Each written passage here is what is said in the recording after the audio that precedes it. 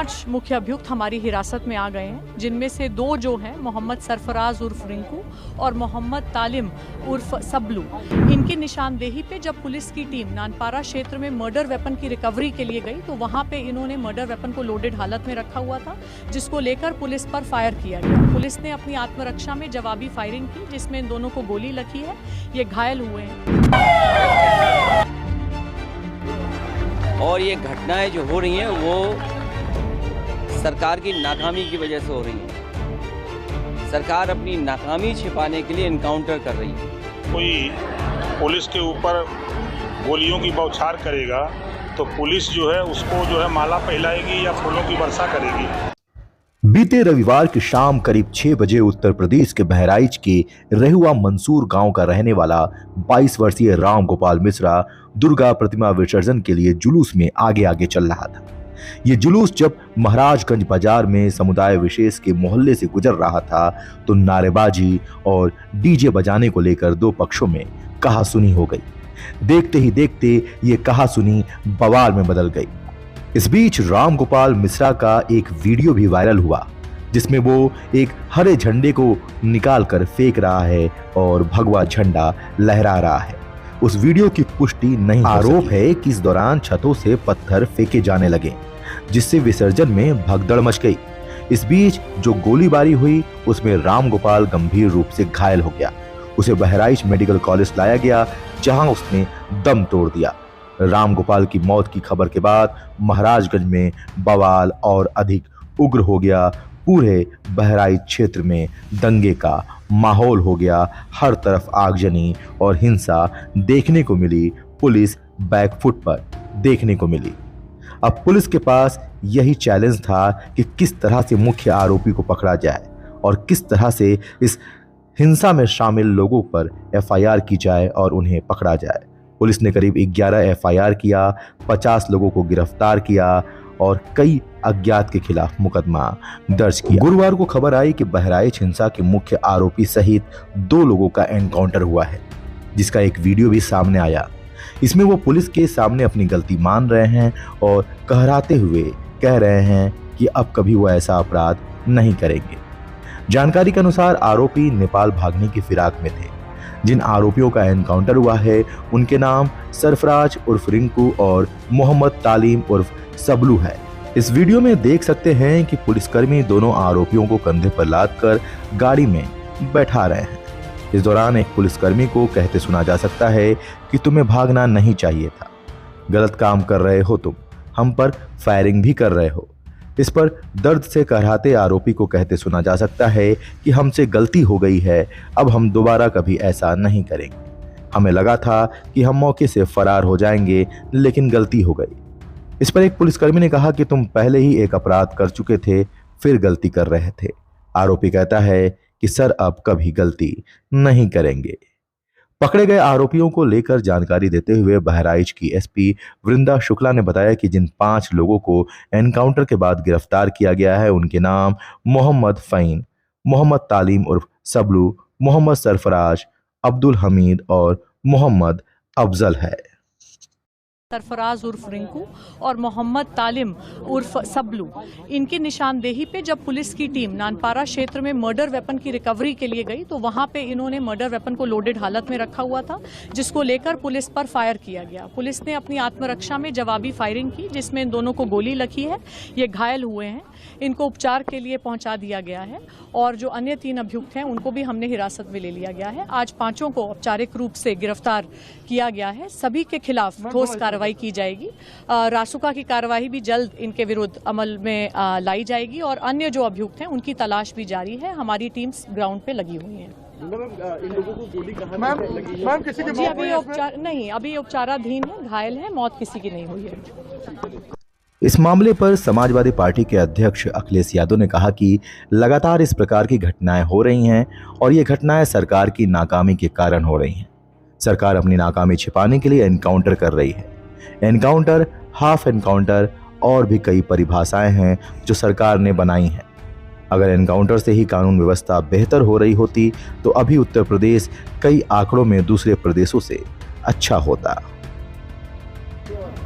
और ये घटनाएं जो हो रही हैं वो सरकार की नाकामी की वजह से हो रही हैं। सरकार अपनी नाकामी छिपाने के लिए इनकाउंटर कर रही है। इनकाउंटर, नई परिभाषा में हाफ इनकाउंटर और भी कई परिभाषाएं जो सरकार ने बनाई हैं।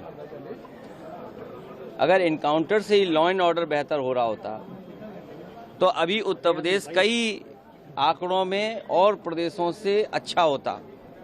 जीरो टॉलरेंस का नारा देने वाले, उन्हें खुद अपने आप पर सोचना चाहिए।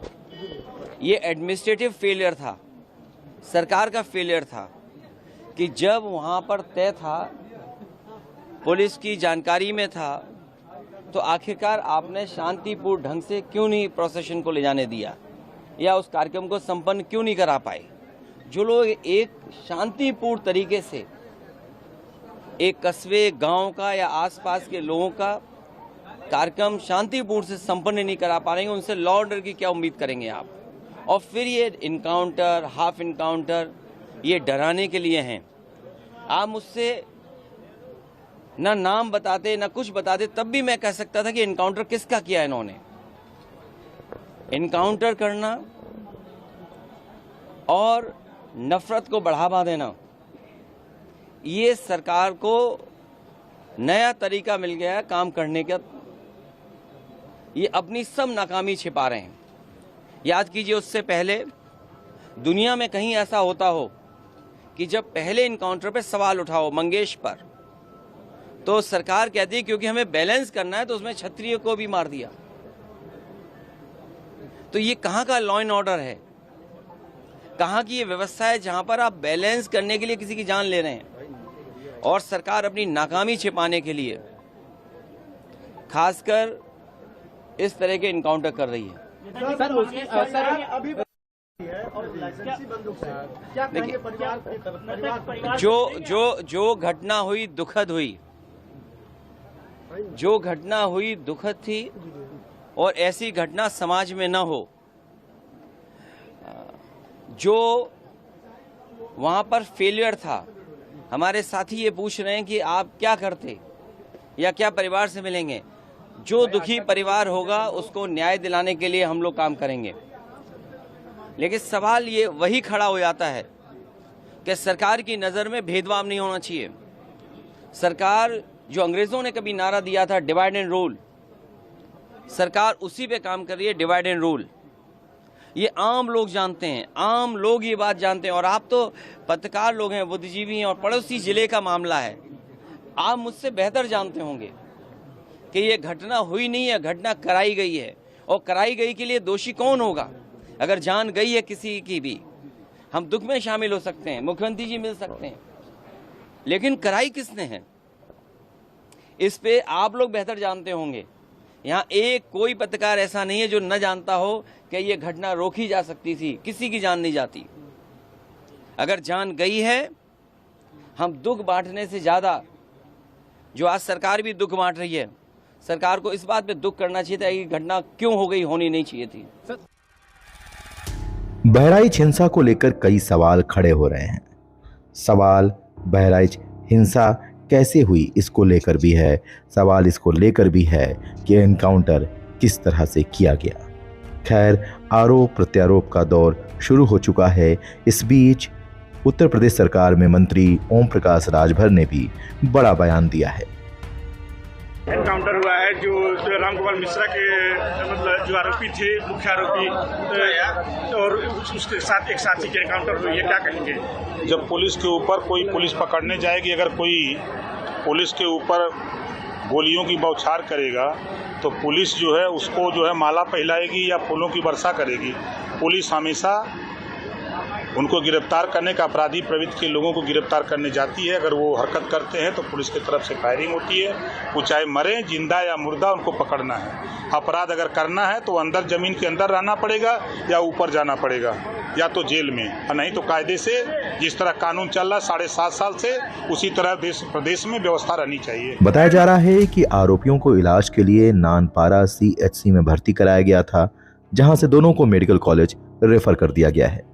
इस बीच मेडिकल कॉलेज को छावनी में तब्दील कर दिया गया है। परिसर के चारों तरफ भारी संख्या में पुलिस व PSC बल की तैनाती की गई है।